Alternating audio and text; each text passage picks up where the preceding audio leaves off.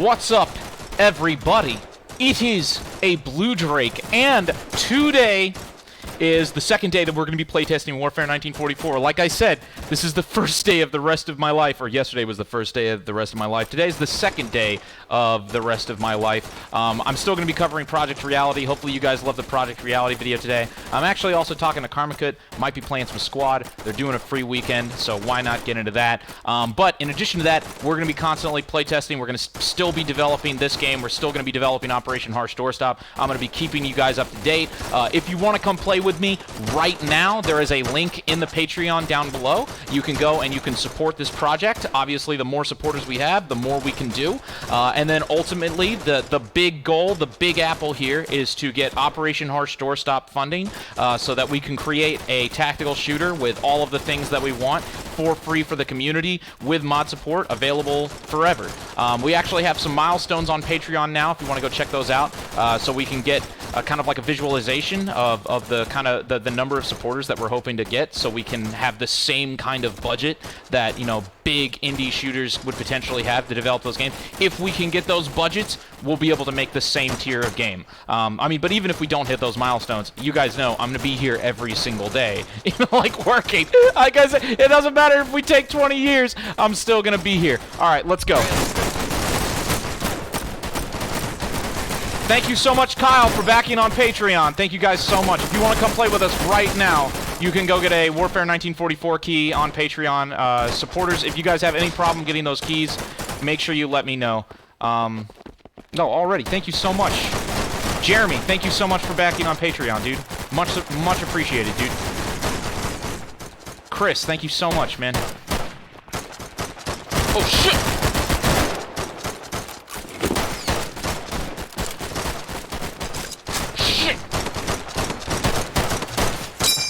Ah, oh, got him.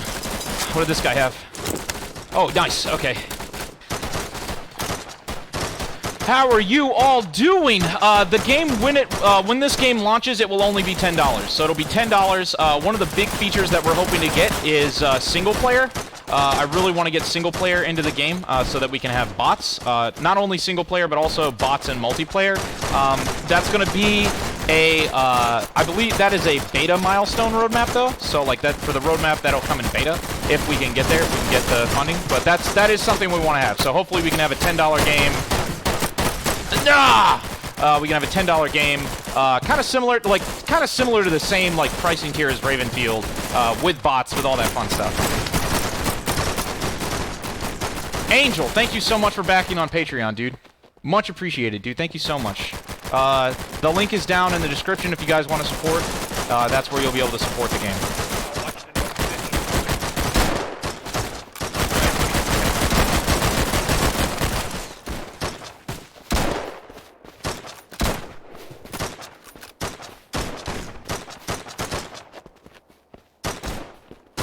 Okay, hold up. Shit. I'm getting shot at. Okay, come on. Come on, boys. Woo! What's up, Lucas? Welcome to the stream, dude. Okay, hold on. I'm trying not to die. I just got shot in the leg. Ah, dang it. We've got a full server right now. It is going crazy. It is going crazy. Alright, let's respawn. Alright, we gotta get our heads down. Alright, I'm heading to the second floor.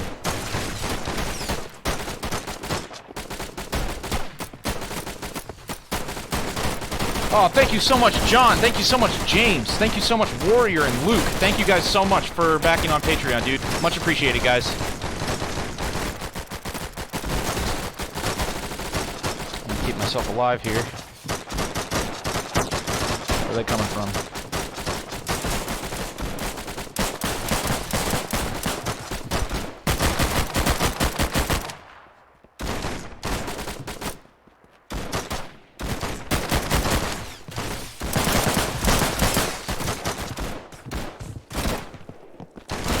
Oh, shit! We are also looking for developers, so... Oh, yes! Give me that Thompson, please. So if you guys want to help make more maps, if you want to help make more weapons, all sorts of stuff, we're looking for everybody right now. Right side.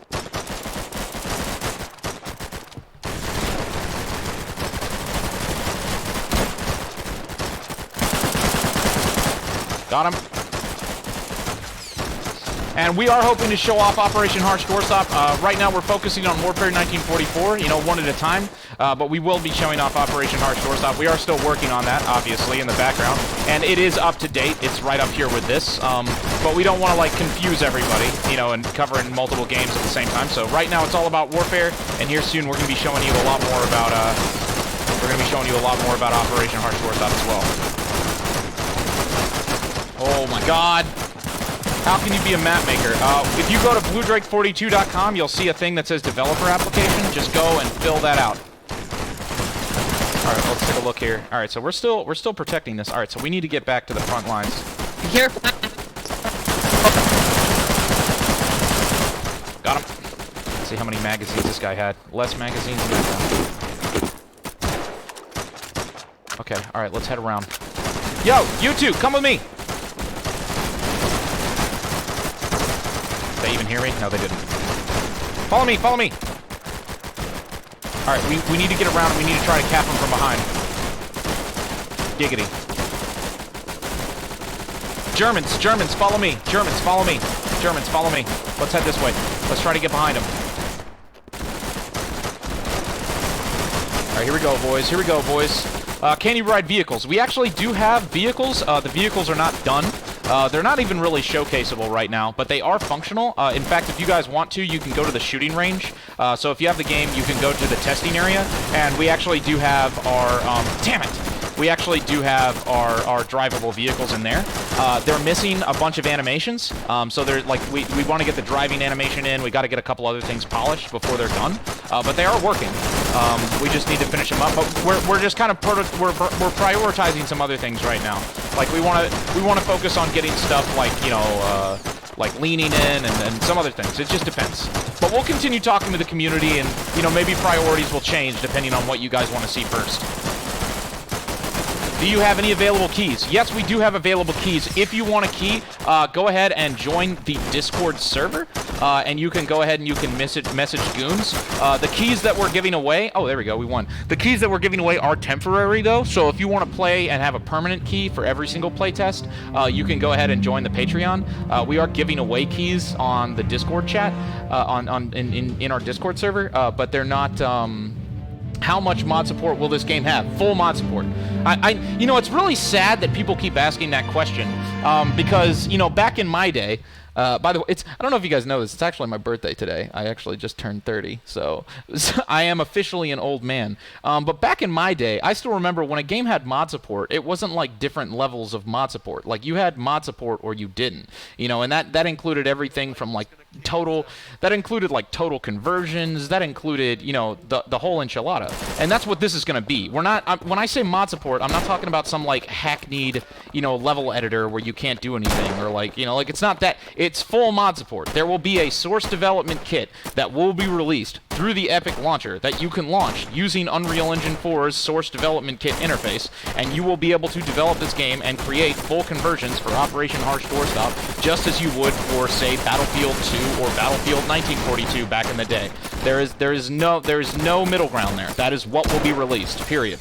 So I hope nobody's gotten, like, confused about that. It's kind of a shame that I have to clarify that, because I know that some people have kind of, like,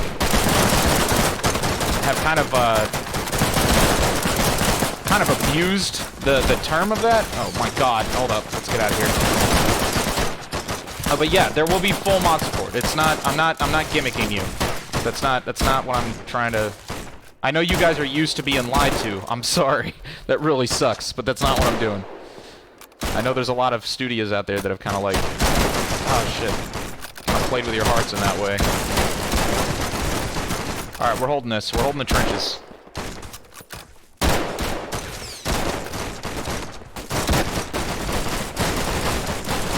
Terrence, thank you so much for backing on Patreon, dude. Much appreciated.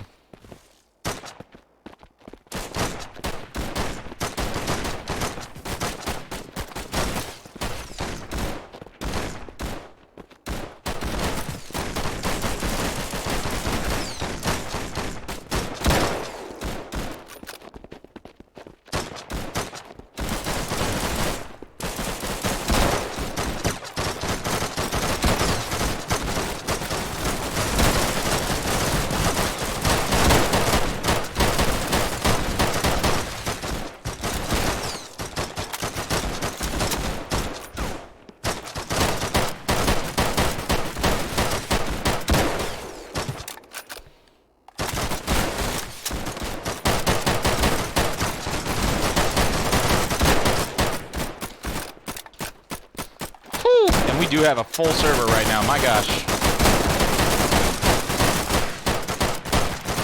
I think the best places to hold is like right here, honestly.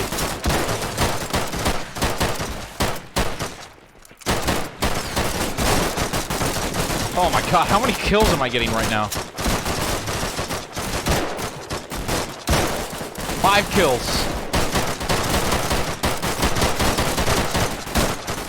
I'm gonna have to get a new gun here soon. Yes, this game will be on Steam. It's not gonna be an Epic Game Store exclusive. It's none of that. There's no trickery here, guys. I know it's gonna take a while for you to believe me, and that's fine. That's okay. But I'm not. There's no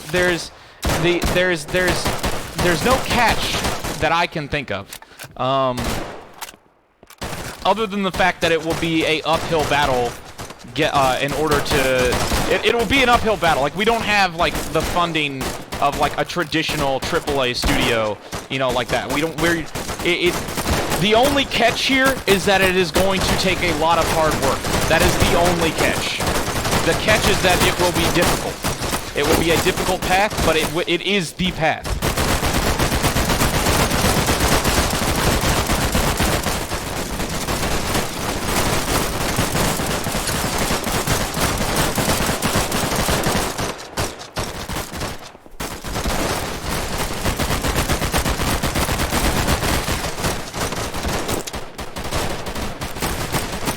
That's what I want right here. Shit. Get back inside. No! Alright, we're holding this pretty well. Will it come out for PS4 or Xbox one day? So, one of the perks of working with Microprose is that is an option. So that is an option. In fact, that's actually been one of the ways that we've possibly been discussing getting funding. We're not sure if we could potentially go to somebody like Microsoft and say, hey, we've got this free game, which will get your consoles a lot of sales. Maybe you could help fund us and we'll port our game to Xbox and have it be a free title on Xbox that you can advertise, like, buy an Xbox and get this game for free. Possibly. I'm not entirely sure. That is an option. Porting this game to consoles is not off the table. It is not off the table. It's not, you know, it's not like my #1 priority right now, but it is not off the table. And there might even potentially be ways to make that work for us. Oh shit, they took the beach. Alright, here we go.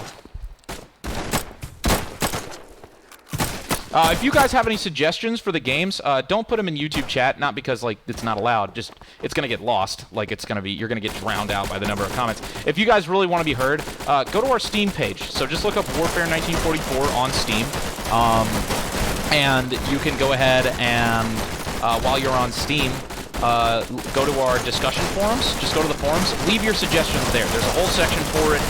Every suggestion that you post can be discussed. That forum post isn't going anywhere. But if you leave it as a YouTube comment, it's just going to get lost. So just go to the Steam forums. Leave your feedback there. That's going to be the best place for you to go. It's not me being mean. Like, you're more than welcome to leave your suggestions in YouTube chat. It's just, it's not going to have as big of an impact. You got to leave it in the right places if you want it to have an impact. And in this case, the right place is on Steam forums for the game. Holy shit, I'm gonna die. I'm so dead. Whoop. Hold up, I have this idea. No! Ah, dang it! Oh, we got the trenches back.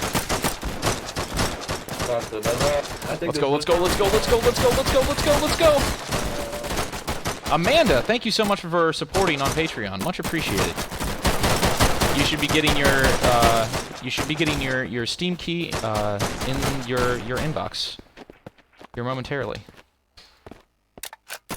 Okay, hold on, let's rearm.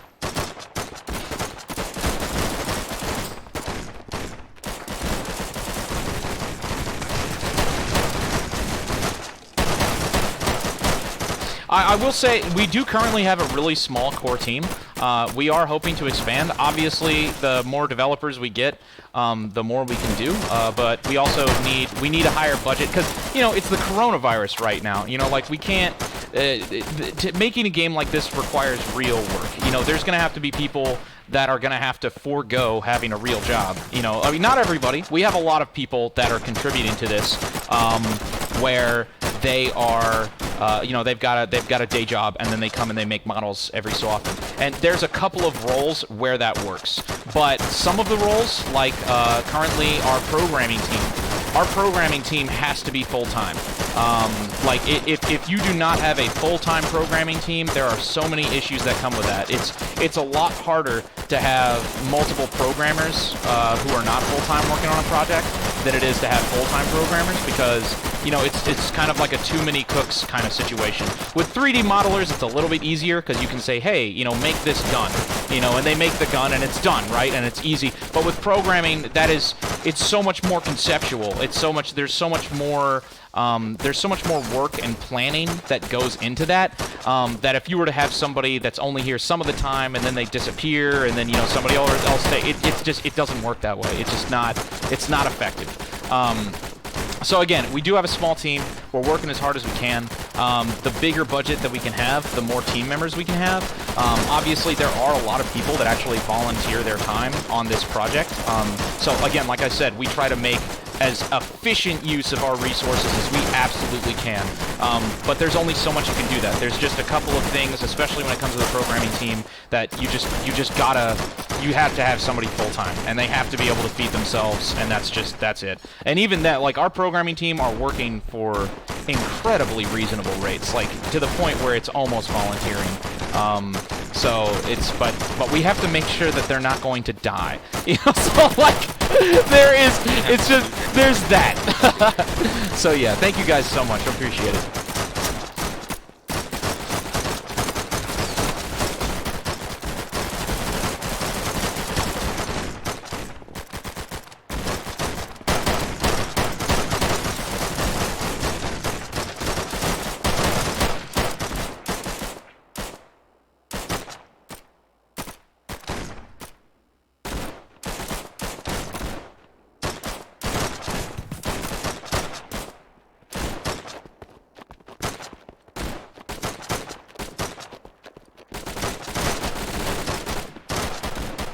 We are planning on releasing on Steam, so the idea, we don't have an ETA on this, because we don't do things like that. We do things like when they're done.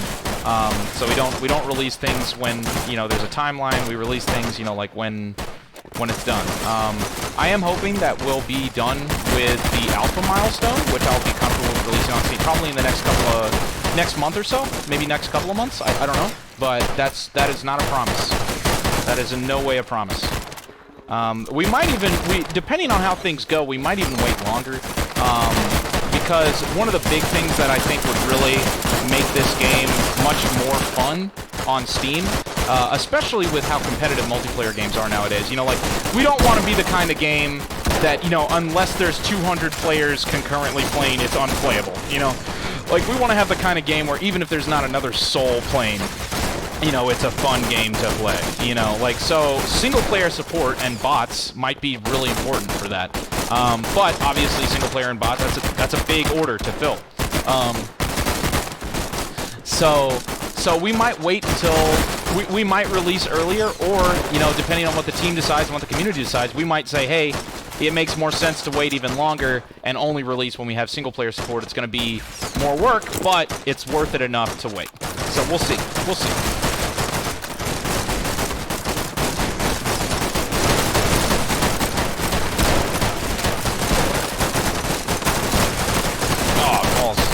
Yes, but I do need that.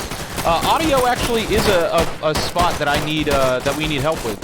So if you guys, yeah, I can lower the in-game volume.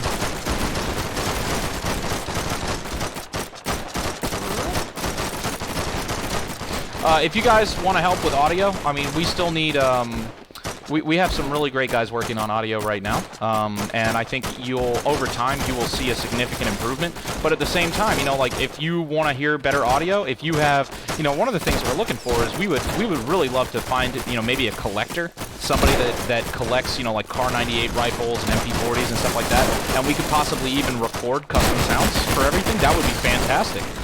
So if you guys want to help out with that, please go out and find the people, or if you are capable of doing it yourself, please send in an application.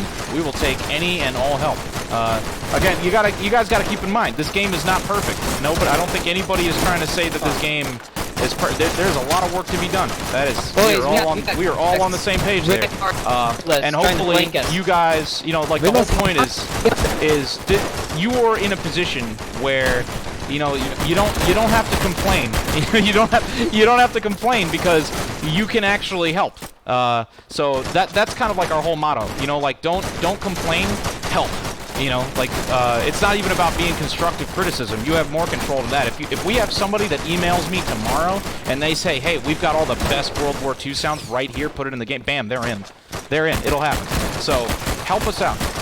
You know, we're all on the same page. We want this game to be better. It is not perfect, but we can get it there. So yeah, is there going to be weapon variant system like Battlefield? Yeah, there will be a weapon variant system like Battlefield. I don't think it will be as extensive as Battlefield. It'll probably be more like Project Reality, where there will be, you know, alternative loadouts for specific kits. But again, you know, when we also release the modding SDK, I'm sure the community will create all sorts of different variations.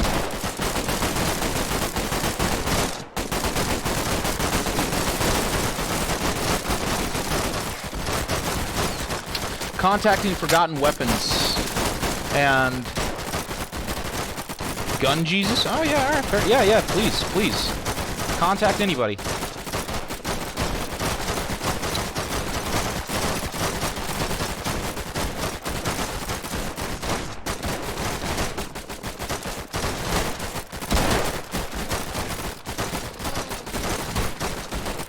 All right, here we go. We are destroying. Let's see, what's the tickets at? Oh yeah, we're gonna win for sure. One of the things that we really want to get in, like, sooner than later is forward operating bases and, you know, bases that you can construct and stuff like that. That's what I really want to see. Oh hey, Thompson, hello.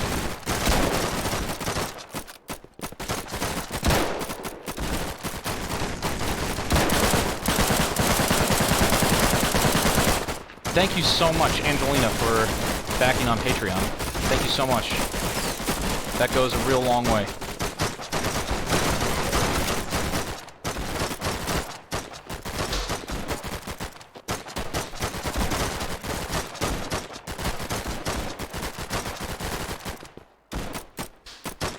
Okay, I think we're doing good. So what their tickets at? 100? Guys, right, we got above the flag. There's no ticket. Jesus, the carnage. The carnage is real. How do you get a key? You can get a key by backing on Patreon, or you can go into the Discord, and we're giving away beta keys. Your wife in this game? But those keys are... Shoot him in the head, it doesn't die. Those keys Look, are... those keys are temporary, but the Patreon keys are full keys for the game. With people, Oh, shit. Did he get shot with a Kar 98? I swear I heard a Kar 98 kill that guy. It was a Kar 98. We got a guy up top.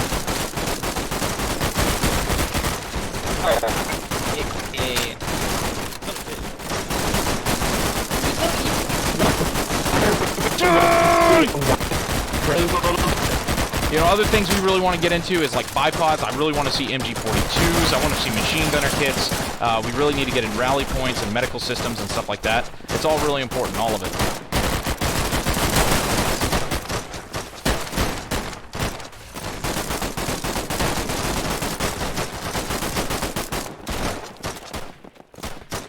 Also, a really important thing for this, actually, that I haven't brought up before, performance is really, really important. So we're actually, this is not going to be a next-gen game. You know, one of the things that we're, even for Operation Harsh Doorstop, this is going to be the same thing. We're actually aiming to have graphical fidelity that is more performant than games like, say, Squad. So it may not be as pretty as those games, but it will run much better. And that's a trade-off, and I think that's something that we're actually going for. We really want to create a game that can run really, really well on all PCs, you know, like within reason. But that's definitely something we want to do. We want to get more people into the game who have computers that, and we also think, honestly, you know, graphical beauty is subjective. You know, like there's a lot of games out there that are kind of that don't have, you know, necessarily as many effects per se, but they look just as good, if not better, than games that are considerably more hardware intensive. So there's an art to it for sure, but I will say one of the things that we are targeting a much more, like, we are not targeting the highest end PCs. That is not what we're doing. We're definitely targeting like mid to low range PCs.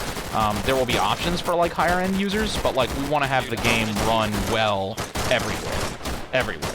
And you got to keep in mind, like, even a low range PC nowadays is like a high range PC 5 years ago. And a lot of these games have been out for 5 years, so I think when people say that, they're like, oh no, the game's gonna look terrible. Honestly, man, there's a lot of really gorgeous games that came out a long time ago that still look better than games that run worse that came out this year. So that's, I don't know, I still don't entirely understand that, but that's the reality of it. Will it be on Mac? Not at first, but we are interested in looking into Mac compatibility down the road, but not immediately.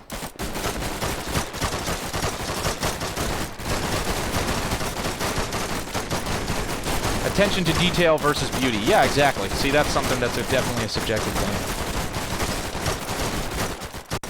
This reminds me a lot of Red Orchestra. Absolutely. There are some people who have worked on Red Orchestra who have worked on this game. So that would be why. Well, I wouldn't say that's why. It was a conscious choice. We love Red Orchestra. I've always loved Red Orchestra's weapon handling, and that was something we definitely wanted to have be a part of the game.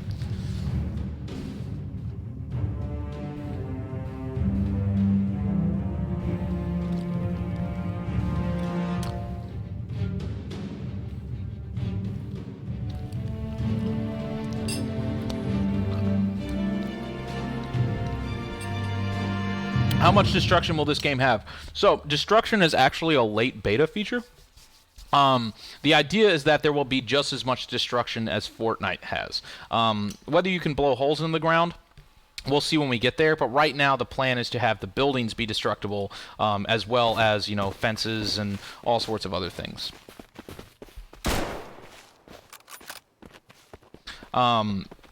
We'll look into also having, like, holes be blown in the ground. I think, like, some basic terrain deformation is definitely possible. But right now we're focusing primarily on this. Stop them from pushing. It's very similar. It'll be a very similar experience to, like, Fortnite, but it'll be much more realistic. It'll be the same tech. It'll be the same tech, the same concepts that power Fortnite, but kind of, like, readapted to a tactical shooter. I've already kind of shown you the demonstrations of, like, so when people are like, what does that even mean? Like, I kind of shown you, very similar to Battlefield Bad Company 2. So we've kind of jerry-rigged the same systems that power Fortnite in order to make a system that Battlefield Bad Company 2 created. That's very similar to that kind of aesthetic. Can you make the destruction and damage similar to Men of War? Absolutely. That is definitely something we would like to do. Again, you know, all things with time. We have a priority list, we have a roadmap, we have things that are more important than others. As you guys know, I would love to do everything. I want to do it all. I want to do it all. But there is a priority list. You know, there's things that we know we want to do and that we have to do and that we have to do first. You know, it's going to require a budget for us to do all these different things. And we need to make sure that we're using that budget responsibly. So there are just a lot of things that are going to be more important, and once we get those things in, assuming we still have budget and we still have people supporting, we can do all of the cooler, you know, more more detailed things. But for instance, you know, like one of the big things we want to get in is rally points and grenades and rocket launchers and stuff like that, you know, and proning and leaning, you know, like that kind of stuff is a little bit more important than, say, you know, having like clickable interiors inside of tanks, or, you know, like other stuff. Like, yeah, it's fun to think about, and absolutely, hell yeah, let's do it when we get there, you know. It's something to definitely be excited about. And if you guys are still around supporting, like the people asking for it, if you guys are still around and supporting on Patreon when those time comes, yeah, we're gonna do it. We're gonna do those things.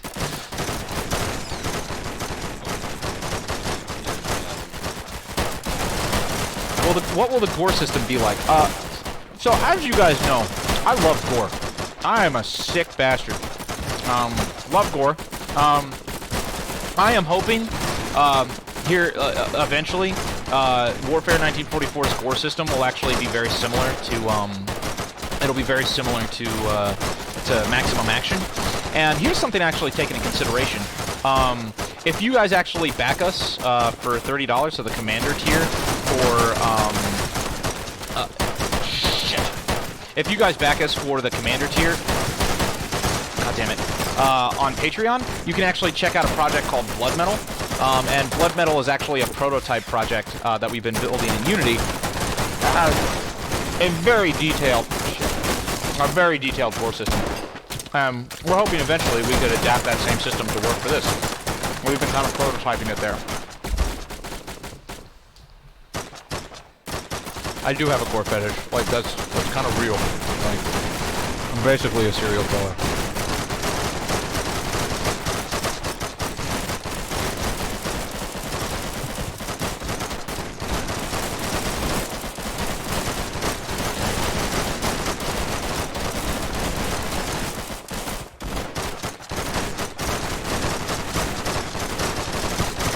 Will this game be on Android?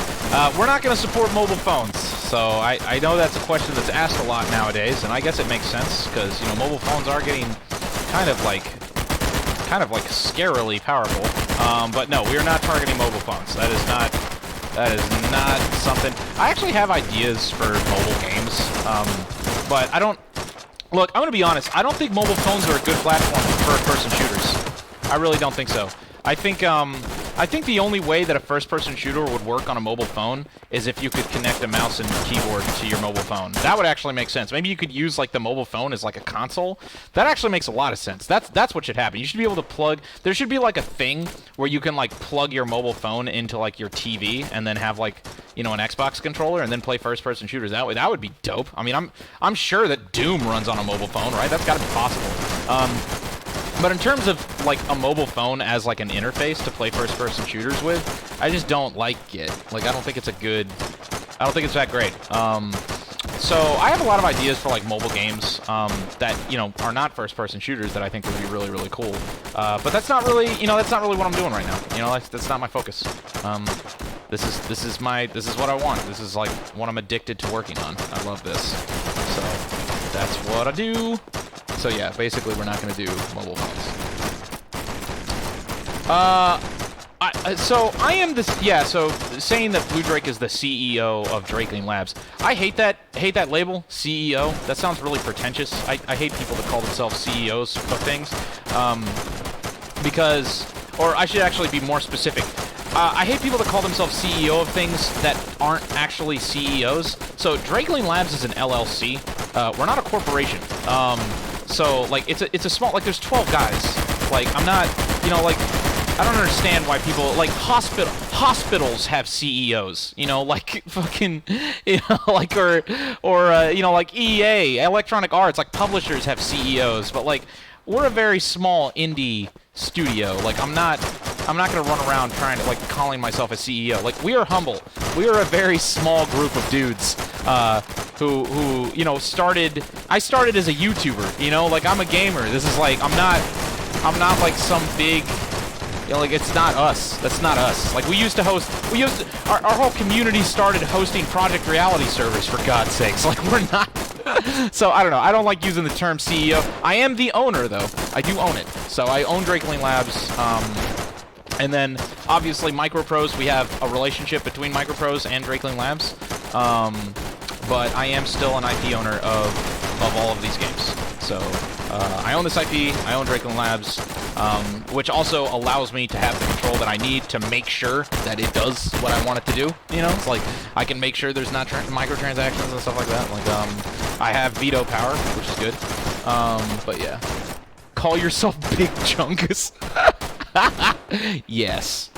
Hello, I am the Big Chungus of Drakeling Labs. What does that mean? What do you mean, what does that mean? It means I'm the big bitch. You know what I'm saying? That's what I should say. Drakeling Labs. And then under it, I'll have like a business card. I'll hand it to him. Yeah, I'm like wearing like a tuxedo at like a super event. You know, like we're making all this money and we're like rich as hell. I hand him a business card. Get in touch with me. It says like my name. And then underneath of it, Big Bitch, Drakeling Labs. That's... Where do I go to invest in Drakeling Labs? Well, you can email me, but I will say we already have investors. Obviously, one of the big ones is Microprose. So you'd have to fight them over that. But yeah, so, you know, we do have obligations to Microprose, obviously.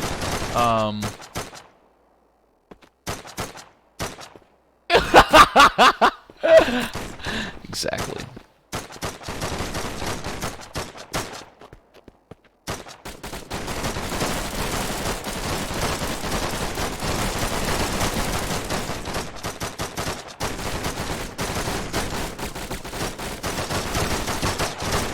Big dawn of the Dragonland, yes, exactly. Can you join? Yes, you can absolutely join and help. There is a developer application on our website. Go to bluedrake42.com. There should be a section that says developer application. Click that, and yeah.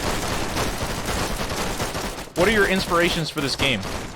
Well, I think a lot of people that know me, that's really obvious. The biggest one is Project Reality. Like, let's be real. I've actually been told, there are some people that told me, they were like, hey, you shouldn't say that your game is inspired by Project Reality. And I was like, why not? Like, it is. Like, everybody knows that it is. Like, we're not lying here. Like, it's, like, we're gonna say where we came from. Like, we're not, you know, like, there's people that are from Project Reality that I've known from the Free Candy Van days that are, like, working on this. Like, it's not... Like, everybody knows what we want to play. Like, it's not a big secret. So I would say Project Reality is a big influence on this. I would say another one is Red Orchestra. I actually always loved how Red Orchestra felt. Like, I loved the game feel of Red Orchestra. But I didn't really like the game meta. You know, like, it was way too rushy for me. I really liked having more strategy. I liked the forward outposts of Project Reality, the building, the large-scale open maps, the strategy, and I think that's something that we want to have. We want to basically have, like, the weapon handling and the feel of Red Orchestra, but we want to have, like, the larger-scale warfare, the strategy, and the planning of Project Reality. That's what we want to have. We want to nail that. So... I don't know if that's, you know, because a lot of people, it's funny, a lot of people are kind of like, oh man, you guys should just be like Battlefield. And I definitely think that Battlefield is a huge inspiration, and there will be a lot of stuff like that, but when it really comes down to it, our objective is to basically take the Red Orchestra experience and incorporate all of the really good gameplay mechanics that came from Project Reality, Squad, Postscriptum, Hell Let Loose, like all of that stuff, and incorporate that into like a Red Orchestra game feel, and then make it free. That's the idea. Oh yeah, and then Destruction. Destruction is definitely a big thing.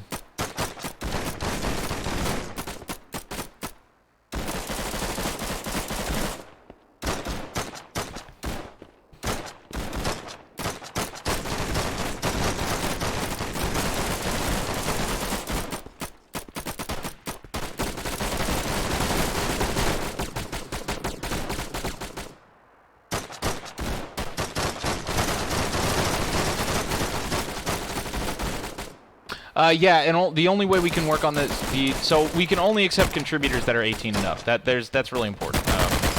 Child labor laws. Like, we are a company.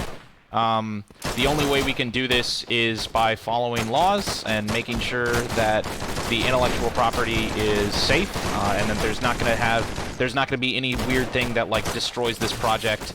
We want to make sure that, you know, like, nobody can, like, DMCA any IP in this, or, like, you know, that it turns out that somebody's, like, under 18, and, like, we have to deal with that, or something like that.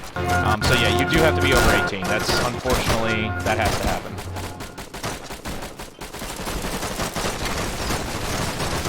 Alright, here we go. Chris, thanks so much for backing on Patreon. Appreciate it, dude.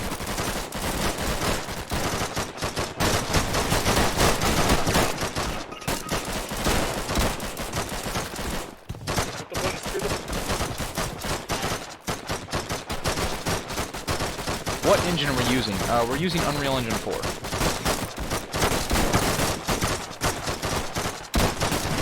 Oh shit.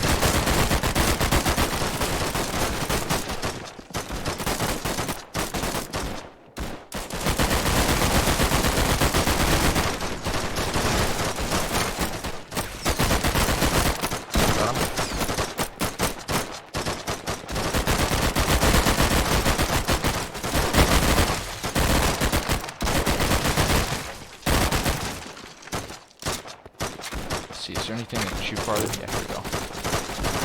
Unfortunately, the SMG has kind of like damage fall off because it's a low caliber weapon, so I'm going to use this.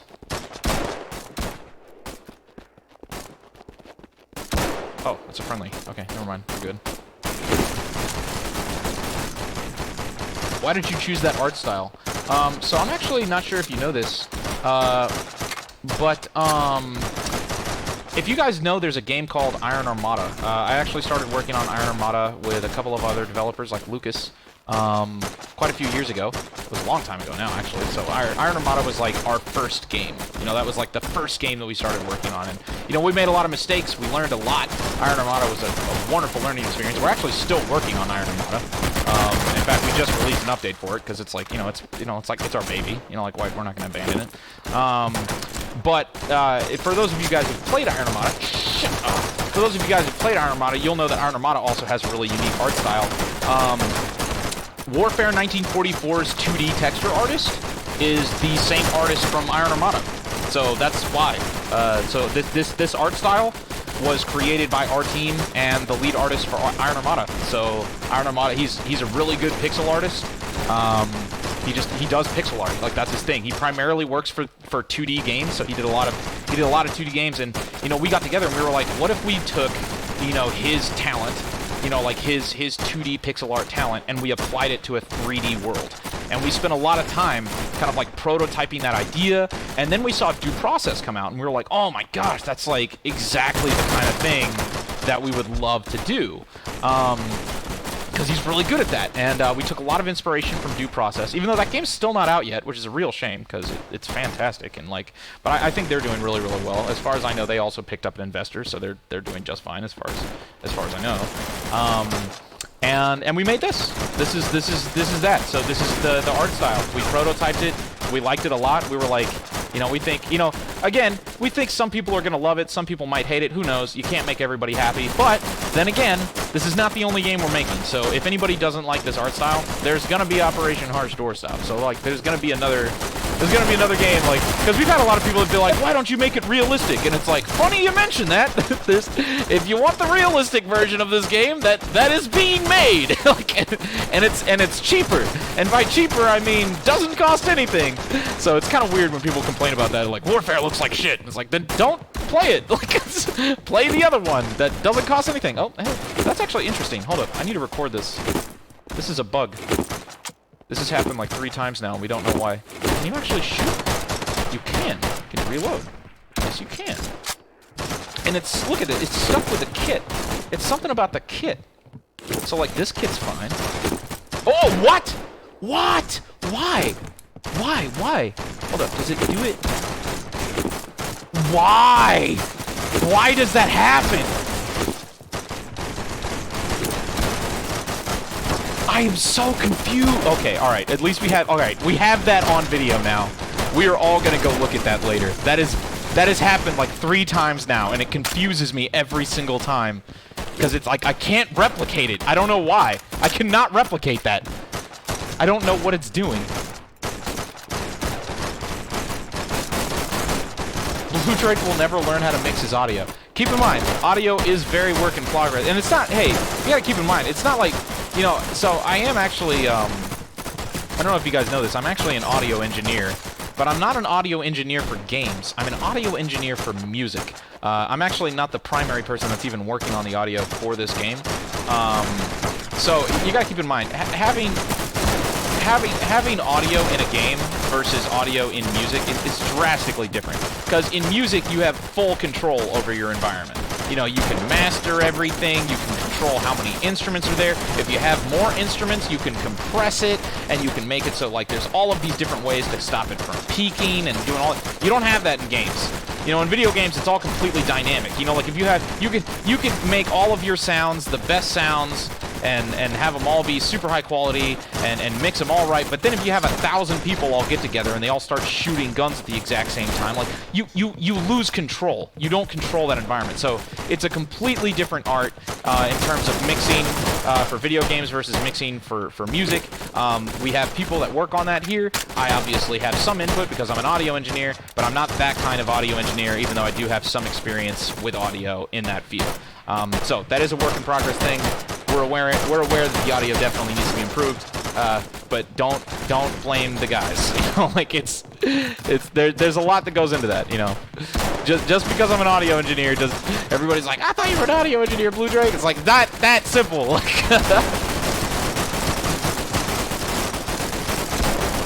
Ah, shit. I was hoping I was gonna kill that guy. All right, MP40 time. All right, we're doing good defending this.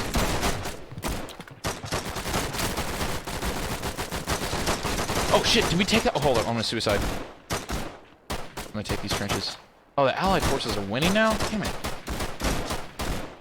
When can we see some harsh doorstop gameplay? That'll happen. We've got some other things that we want to fix up. Damn it. But we'll be getting harsh doorstop playable here pretty soon. We've got a lot of stuff to do with Warfare, and we want to focus on Warfare right now.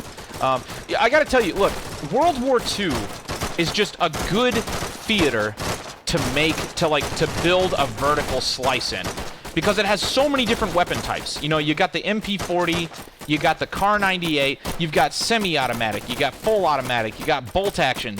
But with harsh doorstop, it's like you got automatic, and then you got automatic, and then you've got more automatic, and you got automatic. Like, it doesn't have, and also, you know, like, you got a lot of optics in like, doing optics in video games is difficult. You know, there's a lot of stuff. It's more. So Warfare 1944 is just a perfect foot in the door. Like, we can get all the guns feeling good. We can get all of the, you know, the bolt action mechanics and all that stuff, you know, and it's playable and it's fun, and it's a World War II. And then, you know, we can start fleshing out harsh doorstop, because harsh doorstop is going to take more work in some different spaces. But, you know, like, the AK-47 versus M16 thing has just been done a billion times, so we wanted to start with this, and then when we play test harsh doorstop, it'll be slick. Will there be Pacific theaters? Yeah, dude, there will be every theater. All right, so like, let me put it this way. All right, this is, oh shit, it is not too difficult. It is not significantly compared to the amount of work that it takes to make. So for harsh doorstop is a fully realistic game.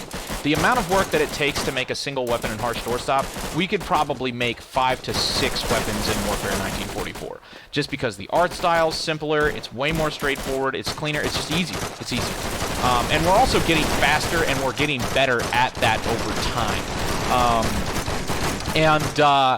And the idea is, once we have the first version of this game done, making new content for this is going to be a cinch. It will not require nearly as much of a budget, and we will be able to blow through it.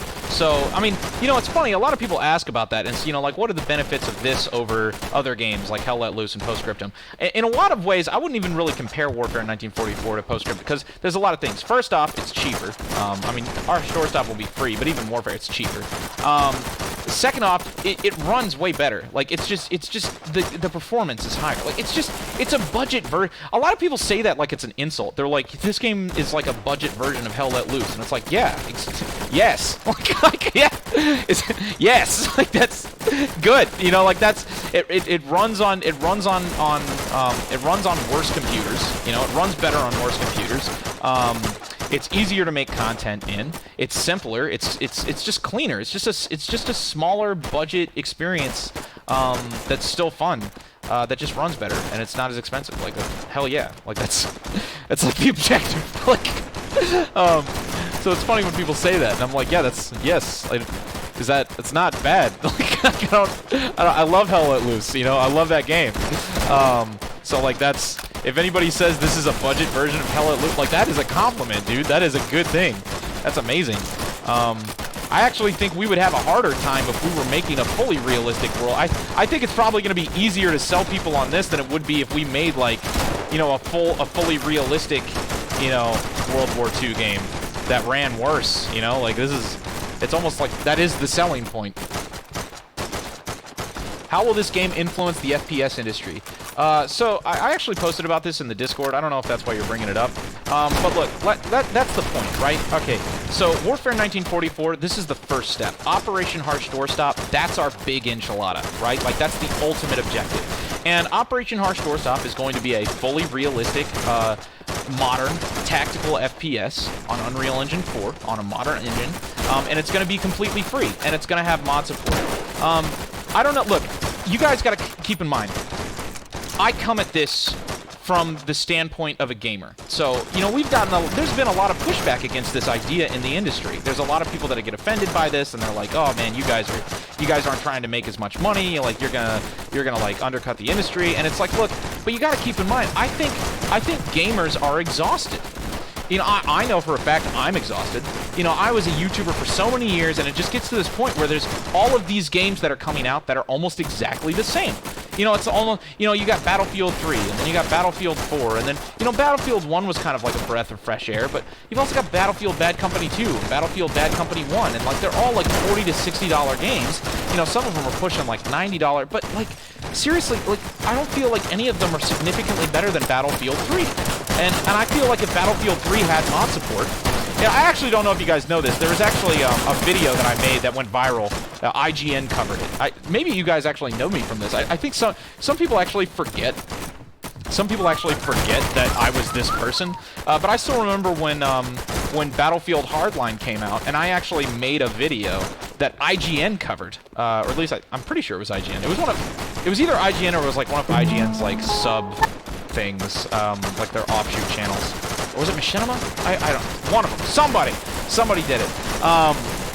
And it got, you know, hundreds and hundreds of thousands of views. And basically, I just got really frustrated. I got really frustrated in a live stream, and somebody clipped it. And I was like, I'm playing Battlefield Hardline, and it's like a $60 game, and I'm like, dude, this would have been a mod. You know, and I was playing Project Reality at the time as well. I was playing Project Reality. I was playing Forgotten Hope. I'm sitting here. I'm very deeply embedded in the modding community for a lot of these other games. You know, because there's so many people that play Battlefield 3, and they don't even realize that there's things like Project Reality that even exist, that have all of this content, that have had all this work put into it, and it's completely free. You know, they don't even realize that exists. And then I'm sitting here playing Battlefield Hardline, which is like nowhere near the experience of Battlefield 3, but it's a full-priced game, and I'm sitting here thinking, because I know, personally, I mean, a lot of these people that I was friends with at the time are working on this game now. You know, I was friends personally with all of these incredibly talented people working on all of these amazing mods and all this content, and I knew for a fact that if Battlefield 3 had mod support, Battlefield Hardline would already exist. It would already exist. It would exist, and it would be a free mod.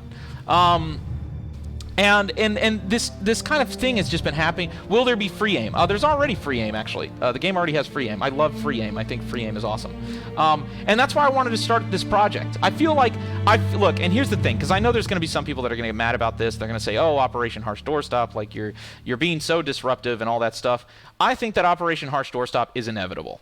I think it's inevitable. I think somebody is going to do it eventually. If it's not me, it's going to be somebody else, because I think that Operation Harsh Doorstop is a result of the industry trying to milk the community by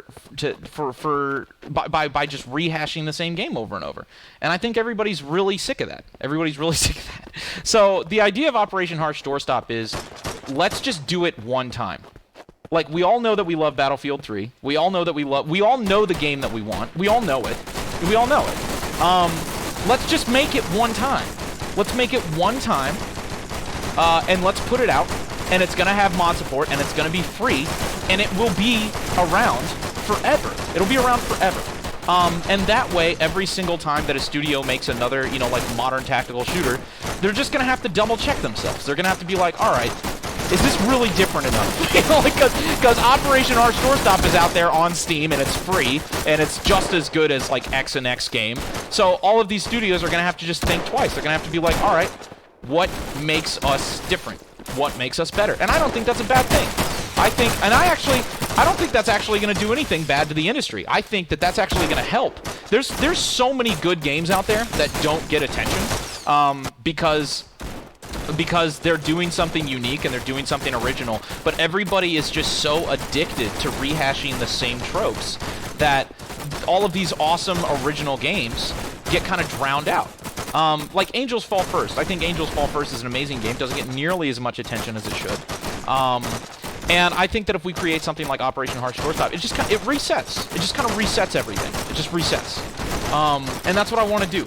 So, and that's the point. That's the mission. Keep in mind, that is the mission. That's like, I mean, it's almost religious for me at this point. Like it's almost like a religious thing. Like I'm addicted to that idea. I think it's possible. I want to reset it. This is my contribution.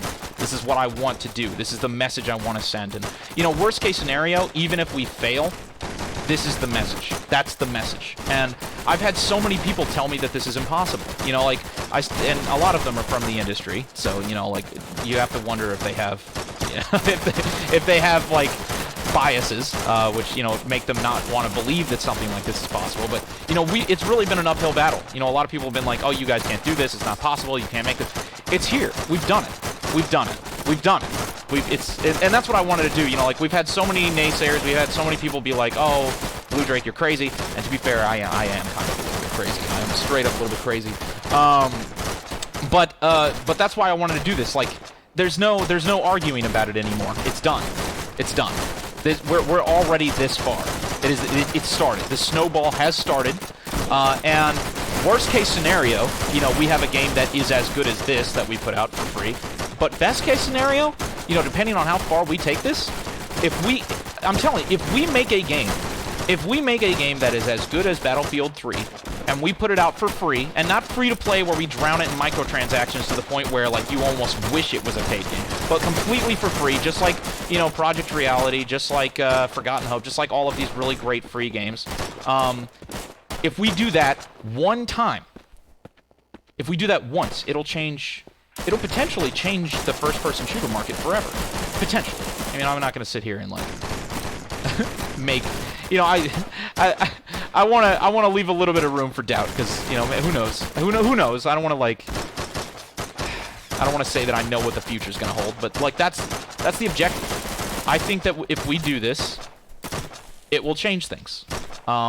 It'll make studios think twice about what they make. It'll make studios think twice about the ideas that they invest into.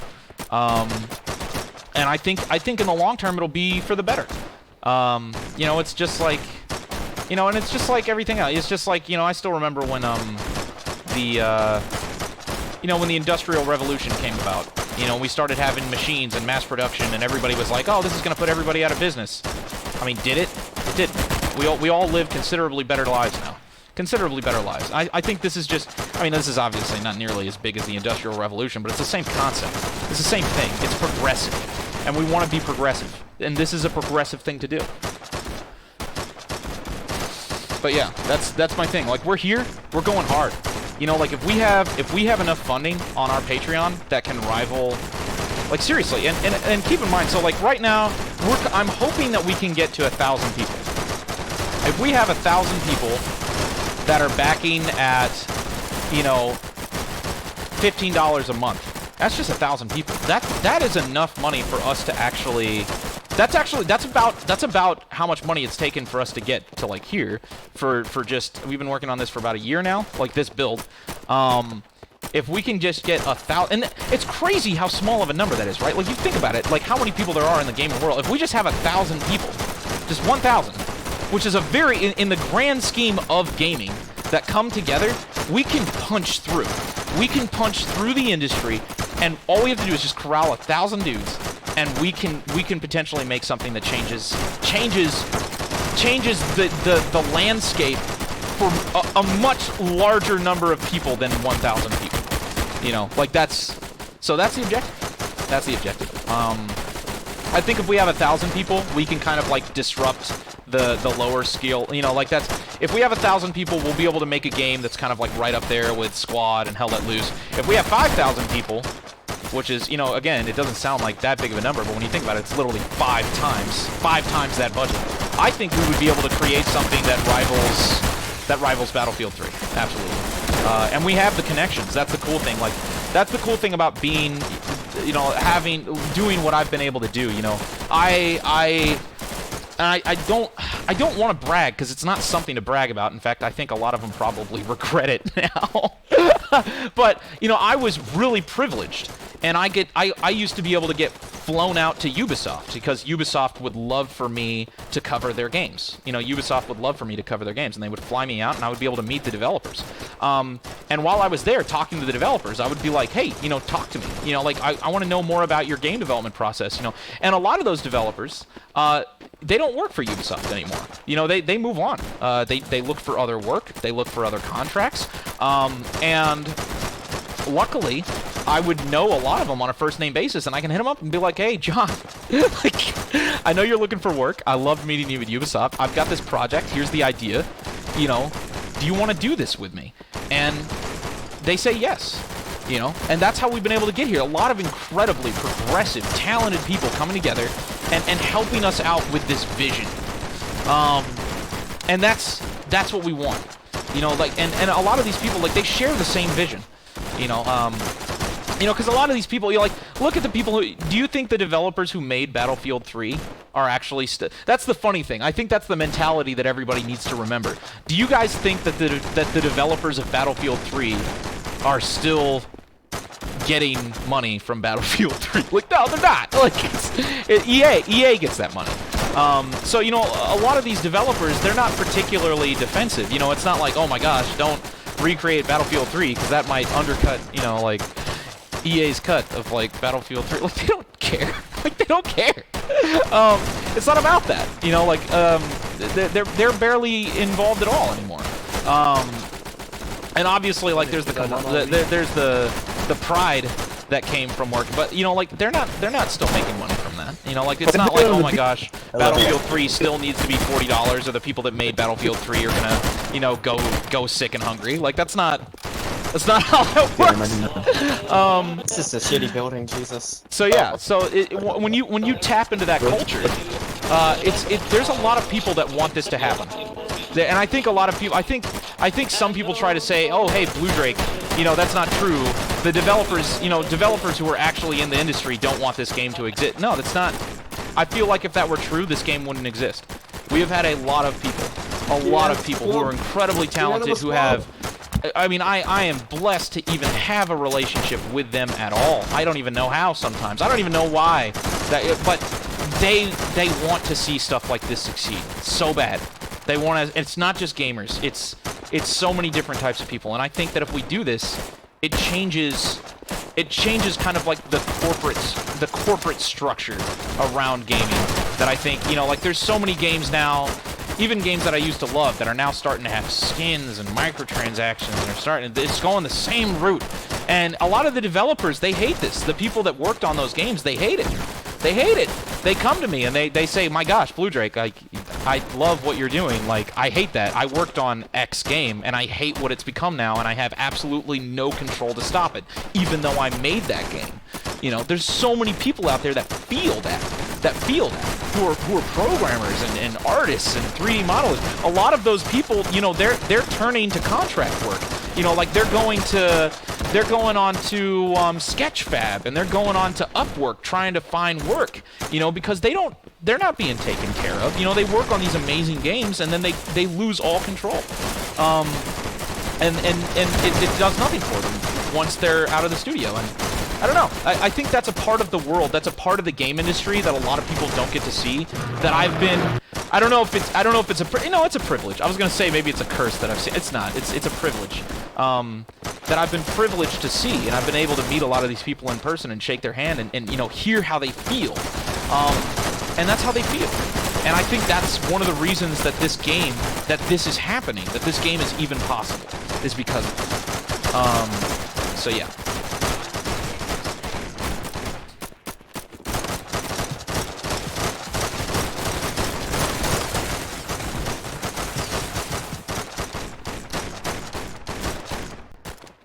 Alright, let's see here. I'm gonna go for the Car 98 a little bit more.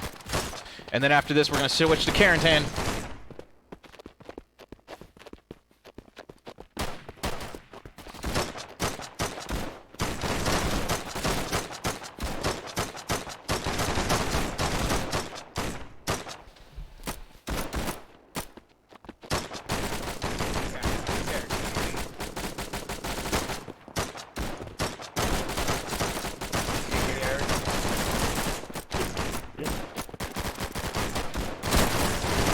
do this. That explains why Battlefield doesn't do updates. No, exactly. You know, that actually, you know, there's a lot of stuff like that that could actually be true. I don't really know. I don't really work with EA anymore. I'm not there. I don't know what they're doing. I loved the people that were at EA. I loved all of them. I loved talking to them, the developers that are there, everyone. They are so great. I think that a lot of the problems that are happening, it's not them. You know, it's not them that's causing that. There are amazing, talented, wonderful people at all of these companies that are so sweet and so supportive and just great. And it's not their fault. It's not their fault. It's something else. It's something higher. Maybe it's even something that's kind of hard to put the finger on, but when it all comes together, you know, like that's where, you know, things like that happen, where, you know, Battlefield 5 gets continued. You know, which is why I'm kind of hoping, I have this dream that I kind of want to do. You know, imagine if we could get Operation Harsh Doorstop out. You know, imagine if we could get Operation Harsh Doorstop to beta before Battlefield 6 comes out. I don't know what Battlefield 6 is going to be. I hope that it's going to be 2142. It probably won't be, but it would be awesome if it was. I think that's the... If they did Battlefield 2142, that would redeem them in my eyes, because I think that Battlefield 2142 is actually original IP. Like, it's actually unique. It's specific to EA. I think the modern warfare trope is, like, overdone. You know, like, if I see another game with an AK-47 and an M16, I'm going to freaking throw up. Like, I'm tired of it. Because the funny thing is like, they didn't make that AK-47. You know, the AK-47 was made by designers in Russia. You know, like, that's not their IP. They didn't make that. Battlefield 2142, like, that is their IP. You know, like, they made those designs. They built that from the ground up. So I think that in a lot of ways, when people make, like, they just rehash the same modern shooter, like, how many times are we going to see the same gun that those studios didn't even design, you know, in a game? But anyways, that's one of the reasons that I want to make this Operation Harsh Doorstop free. You know, I want to embrace that. It's like, yo, look, this is an homage to that. This is a tribute to that genre, to not just the genre, but that culture, to gun culture, to all of that, and to give credit elsewhere. Like, we didn't make those guns, we didn't design those guns. We have people that love guns that come and they help model these guns, but like, they're not designing them. They're looking at the blueprints. They're researching the history. They love that. And I think it's a completely different art form to actually design something from scratch, which is also why I like Warfare 1944. I think that Warfare 1944, a lot has gone into the design as well, especially with the environment, you know, so like there's a lot of creative muscle in that. I think that's why we're really proud of it. It's like, it's unique, it's original. But with Harsh Doorstop, I want that to be a tribute. I want that to be, you know, like we're giving credit where credit is due. And that's why, you know, if Battlefield 6 comes out and it's just Battlefield 3 all over again and they're not doing anything different, I won't say anything. I'll just deep sigh. But maybe if we're lucky, we could get Operation Harsh Doorstop to beta before Battlefield 6 comes out. That would be like the ultimate objective. And then maybe EA will look at that and be like, maybe we should do Battlefield 2142, because I want to play a Battlefield... Who wants to play a Battlefield 2142 game? I do. I want to have the Titans again. That's what I want, man. I would play that all day, every day. All day, every day. Every day.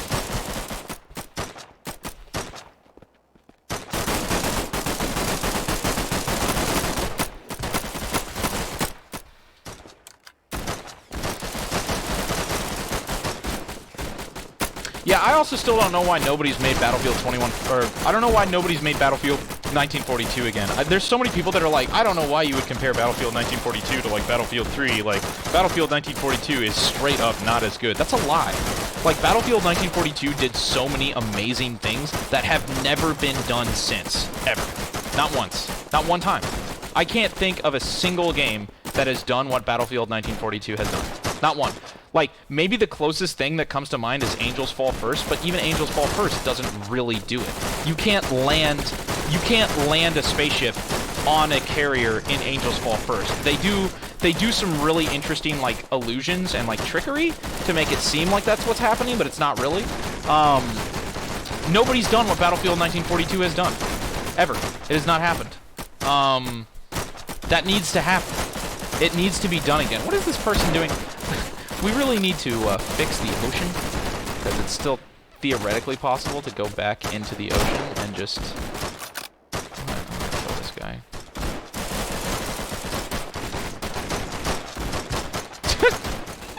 What a punk. But yeah, Battlefield 1942 was amazing. I thought Battlefield 5 was the remake of Battlefield 1942. Look, man, until I have played Battlefield 5, and I'm gonna be straight up. The only way that Battlefield 1942 will be done is if three things happen. You need to be able to land a plane, a player-controlled plane, onto an aircraft carrier, and a player-controlled aircraft carrier. Not just a static, not a static.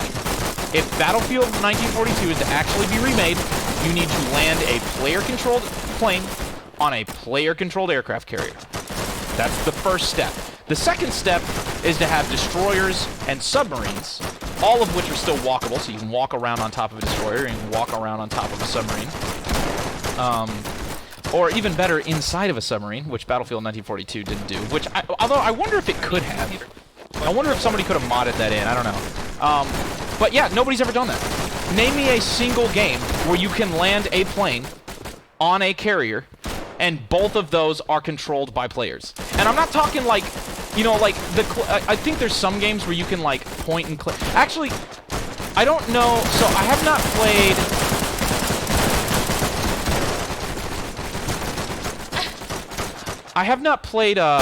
I think the closest thing I can think of, I don't know if it's actually player-controlled, though. I know that you can call it in. The new PlanetSide 2 update kind of has something like that. But then again, PlanetSide 2 is PlanetSide 2. They don't have mod support, and they're just drowning in microtransactions, and I don't really like the gameplay all that much. But it is great. But yeah.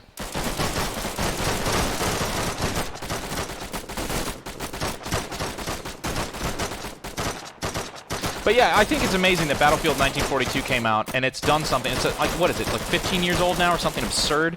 And it's never been done since. There's not a single thing.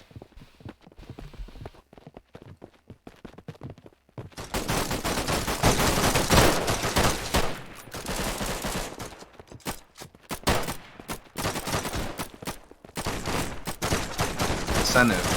Make those like Donkey, you wanna, switch to Carantan. Carantan. Do it. I was actually gonna switch to Carantan earlier, but then I got lost listening to my own voice, which is pretty normal. Shit, that Switch was fast. Quentin. Air forces. All right, let's see if we can actually fight in the city this time instead of the stupid street. I need to make it so, like, I want to have it eventually so that the starting point in every match is dynamic. Everyone fall back to the city, basically? You want that us? Like, well, maybe, but, like, nobody's going to fucking do that. There needs to be more hard Alright, cover everyone in the suicide, road. I guess. Nobody's More going to listen to me. I've hard tried that, covers, like, too. 5 times. Come on, Yeah, America, more all the good hard players cover. just go to America. Just U.S. Just all the good players. Need more hard cover, dude. I'll Yeah, give more you some hard cover in the road. All the give you hard Germans. cover. You need that hard carry, my guy. You're out in the open in the middle. I think not only hard cover, you should make cover that's like specific and like gives people who are attacking eastward an advantage. Because otherwise it just kind of Yes. gives both sides an advantage. Hard cover around an HQ should always be skewed towards the HQ. Right. Bro, they made the Skill Division 2 map into a real thing. Oh yeah. God damn it, I I just love got my the hands on fucking the bar Thompson. and I I would love to really have get like maps that are of the same scale as Steel Division at some point. There we go. The Thompson is fucking pure sex, dude. And then you have the MP4 move. Hell yeah.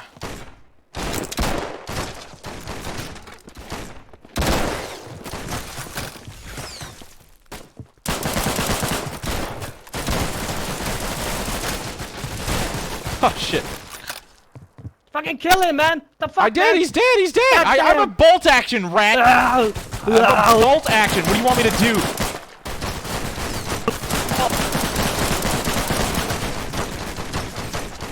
We must shoot. Come on, squad, follow me, on me. Let's go, push. Oh, let's roll, boys. Come on, squad, on me.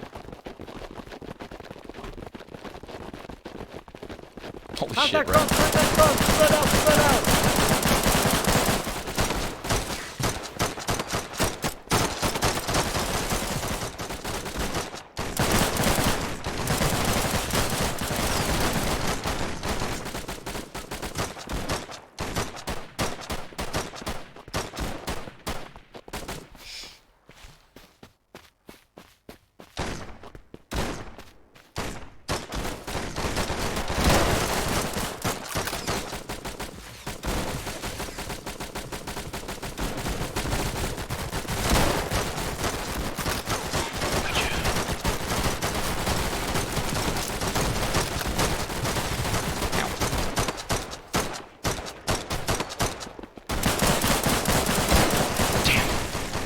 Oh wow, we were really making good pushing.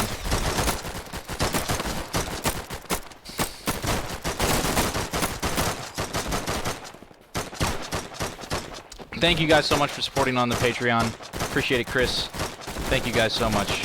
If you guys want to help out, if you enjoy our vision, make sure you press that link in the description. Go follow our Patreon. You can follow our development roadmap. The more support we get, the more we can do. That's all there is. That's all there is. That's all there is to this. Bigger maps, more vehicles, all sorts of stuff. That's the objective.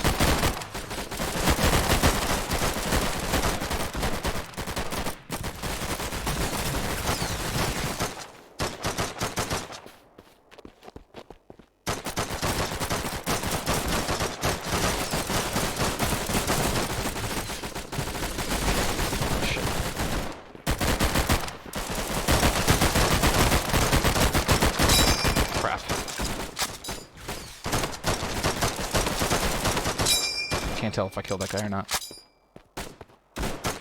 Hello?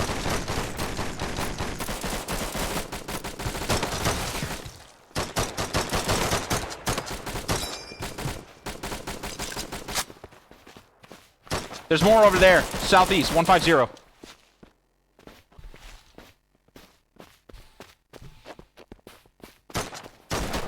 What about the Soviets? We will absolutely do the Soviet faction. Again, the more resources that we have, the more we can do.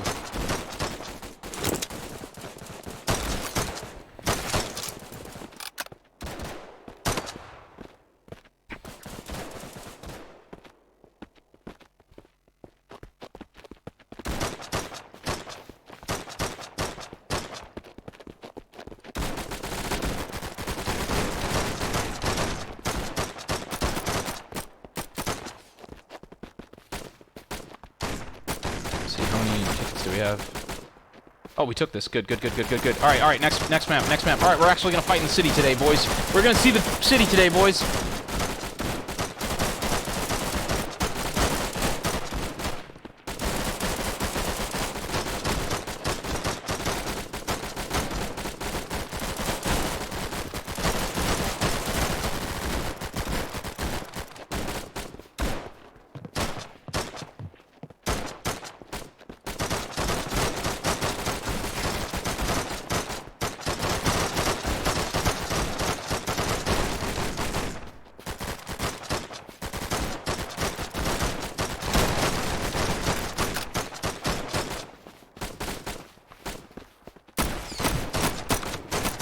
Needs more guns.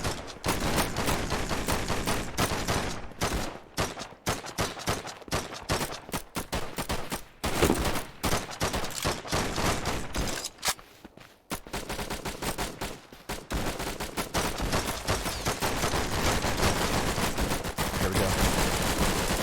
There we go. Contact.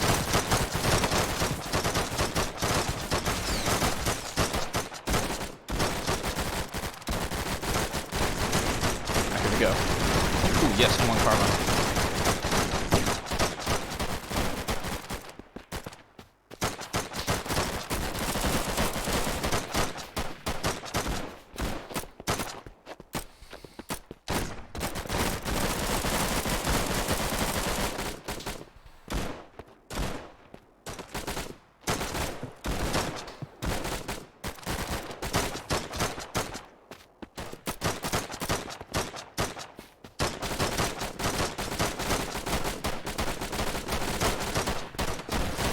Yeah, alright. So we gotta attack this way. We're at the edge of the city right now.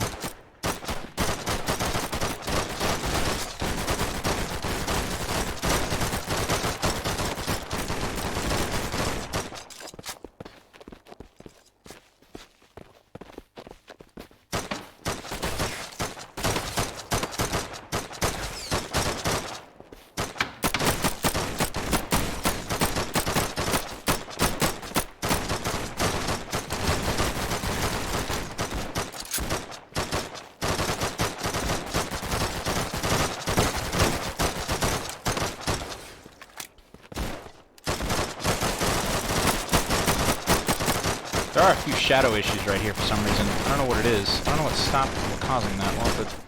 Something about iron sighting? No, but only in certain spots? I don't know. We'll figure that out later. Oh shit. Just got hit with a car. I need to find a Thompson or something.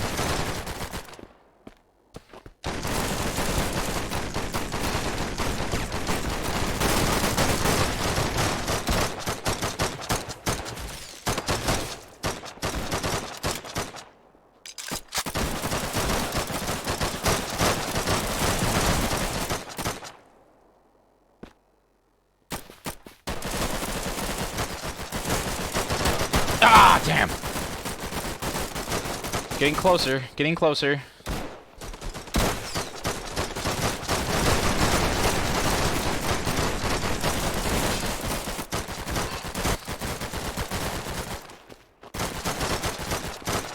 By the way, if anybody wants to get in direct contact, make sure you press, you can go to the About section. There should be a business email there. So if you guys want to get in touch, we are actually looking, so one of the things that I would love to start looking at sponsorships. I will happily do sponsored videos or anything that I can do to help fund this game. So if you want to be involved, let me know. If you're another streamer and you want to help us out and figure out how we can get more of a budget to take this game further, please let me know.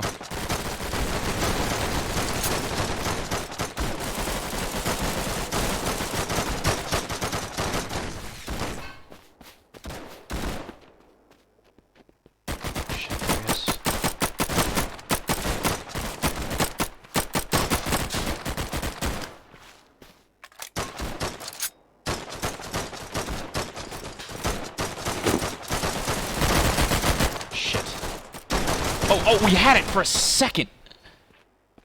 Damn it!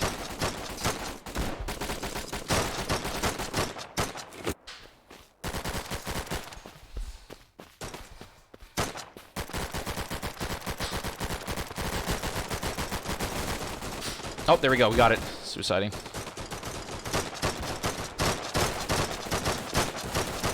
Come on, come on, come on, come on, come on, come on, come on. We get to see a city war right now.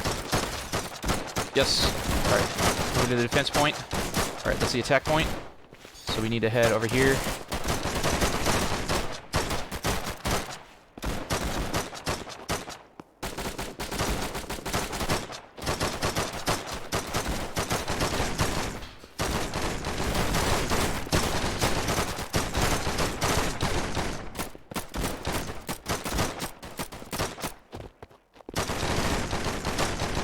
Okay, here we go. We got it. All right, perfect. Yes, all right, yes. Now we can assault the city. Hell yes, invasion force. Here we go. All right, boys, this is where it gets real hella. This is amazing. Look at this. This is so incredible.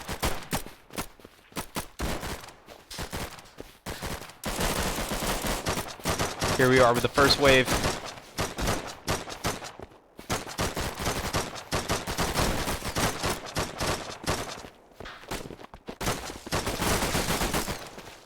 And $1 grand. Oh, there's somebody here. Here we go. Dead guy. What do you have? Car 98. And $1 grand. There we go. The AR. There's an MP40 there. But I'm gonna stick with the DAR for now. Oh shit! Oh, I just got shot. Where did that come from? Watch it, there's a car 98 somewhere here. Whoa! Alright, let's see. Let's take a look at the map.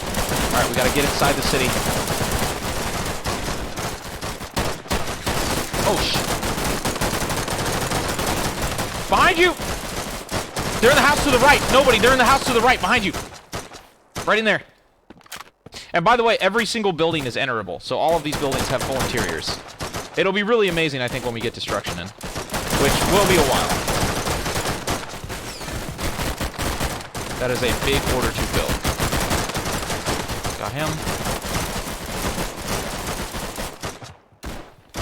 Hopefully we won't have to compromise when we actually get to that point. Because I would like all of these buildings to be destructible, but we'll have to see what kind of limitations that has. But we have the system for it. And it is theoretically possible. I'm checking that corner. If we use the correct technology, then theoretically we should have as many points of destruction as Minecraft has. You know, because Minecraft has like an entire freaking world full of... You know, so it's like, it's technically the same system. It's just, so, theoretically possible.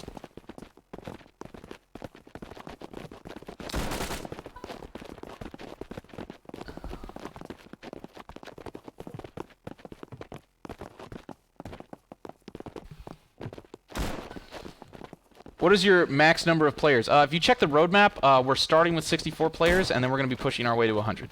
But you'll check the roadmap.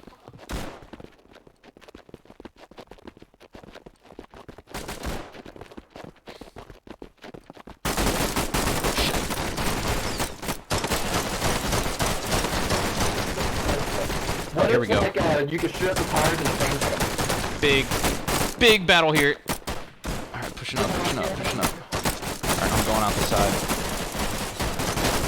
Oh, shit. There's gonna be somebody in here. Oh, this is blocked off, damn it. Are they there?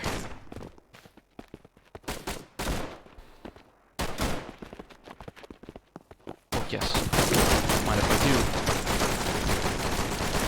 do. Nice STG, boy.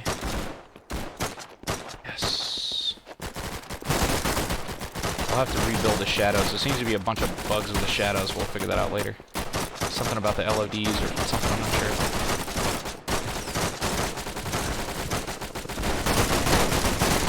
Got him. Ah, damn it! Oh, we're hitting the next point.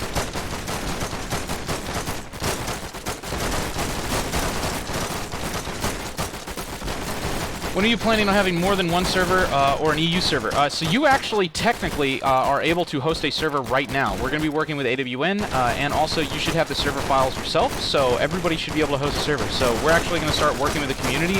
Obviously, we have limited resources, so we can't just start hosting servers everywhere. We've got enough for our free Candy Van server, which is what we host.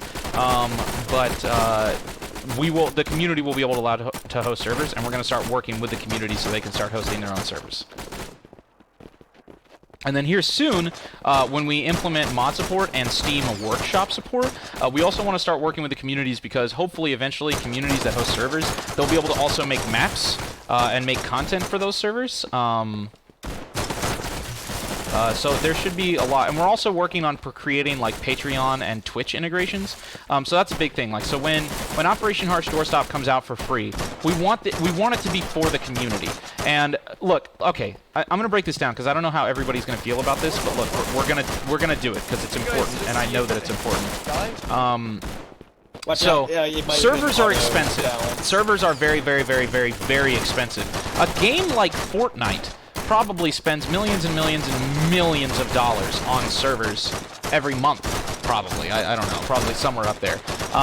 A game like Squad, however, or I would say a game like, I'm trying to think of another game, maybe a game like Arma. You take Arma for consideration. Although I think Squad is probably, I'm not sure if Squad has any official servers. I don't think Squad has any official servers at all, actually. I'm pretty sure the community pays for all those servers. Because we did. I mean, we hosted a server. Nobody paid us to host those. You know, free Candy Van was, I think it was like $100 a month for that server. $100 a month for every 80 players or so. And that's just for the full servers. You know, you're not even taking into consideration the servers that are sitting at 0 out of 100 players right now that have that are still being paid for. You know, like those still cost $100 a month even when there's nobody in them. So I mean, there's millions of dollars a year that the community pays in order to keep those games alive, in order to pay for the server infrastructure. I think that's kind of unfair, actually. I think that's a little bit weird, because I think, like, with the community really, like, they foot the bill for that. That's a huge deal. And what we want to do with Operation Harsh Doorstop, we want to make Operation Harsh Doorstop, like, we want to make it so those communities can support themselves. Like, not only do we want to make it a free game, but we want to make it so, you know, communities can, you know, they can take care of themselves. Like, they don't have to, like, they can run good servers. So what we're hoping to do is Project Reality actually has this. I don't know if you guys know about Project Reality, but Project Reality has some, like, unofficial support.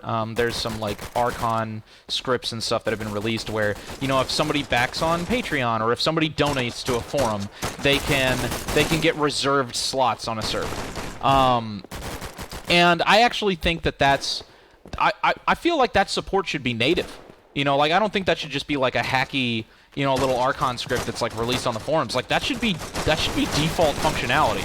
Like, the studio should implement that. And that's one of the things that I want to implement. I want to make it so if you're a community and you host a server and you have a Patreon, I want to have native support so you can just click a couple of buttons and you can hook your Patreon up to your server. So that way, people who support your community and your clan on Patreon will automatically have a reserved slot on your server. And for those of you guys who are like, hopefully nobody complains about this because it's not like a pay-to-win thing or anything like that. It's just because the reserved slots are only for, like, I think the top 2 slots, or it's a very small perk to have. Most of these people just support these servers because they believe in supporting these communities. But we want to make it so that kind of, we want to do our part. Like, we want to do our part to help and make it so these communities can support themselves. We want to have that native functionality. So yeah.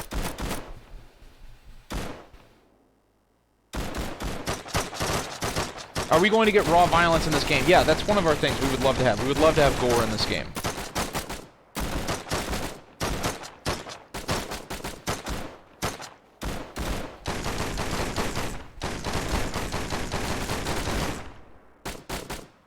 Daniel says he worries about Harsh Doorstop longevity. I mean, it's whatever, man. So again, look, I'm here to make this game. All right. Obviously, it would be great if we have thousands and thousands of players forever, and that's a goal for sure. Like, I want to have that, but it's about the mission. Like, we're making this game to make a statement. We're making this game to make a statement. If we don't get enough support and people find out, like, okay, you know, it didn't work out or something, and, you know, people still want to pay $60 for, you know, game, like, and they don't, so be it. That we tried, like, we did it. This is a statement. I almost want to see. I want to find out. You know, like, and that way nobody can complain anymore. You know, like, if Battlefield 5 drops support and everybody's like, oh my gosh, you know, like, they betrayed us. It's like, well, you've got other studios that are offering to do this stuff for free, and you didn't support them, and you're like, then their game's dead. You know, so, like, you won't be able to complain anymore. You know, so that's the thing. We're gonna make this. It will be there. It will be out there. You can play it. It will be free. If nobody plays it, that's on them, you know? But I feel like if nobody plays it, it's going to be a lot harder to, like, take communities complaining about the games not having support seriously, or, like, about games being too expensive or anything like that, because it's going to be here. We only have to make it one time. So yeah, all right, guys, that's it. I'm going to go ahead. I'm going to end this live stream. We're going to do our 30-minute development and meeting.